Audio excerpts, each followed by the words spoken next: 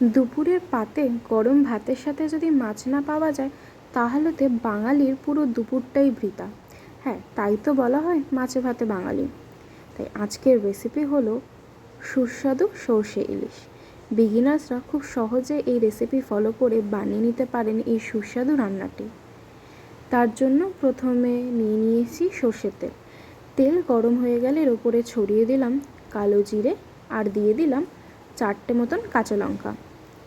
তারপরে একে একে ছেড়ে দেবো ইলিশ মাছের পিসগুলো।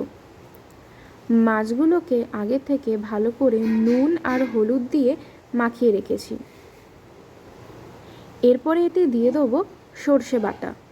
সর্ষে বাটার সময় সর্ষেতে নুন আর হলুদ দিয়ে আগে থেকে বেটে রেখেছি। ব্যাস, আমাদের কিন্তু রান্না প্রায় কমপ্লিট হয়ে গেছে, আর কোনো কাজ নেই।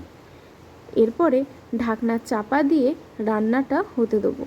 তাহলে এইভাবে কিন্তু খুবই সহজে বিগিনার্সরাও এই রেসিপি ফলো করে বানিয়ে নিতে পারেন সুস্বাদু সর্ষে ইলিশ এবং তাক লাগিয়ে দিতে পারেন বাড়ির সমস্ত লোকেদের।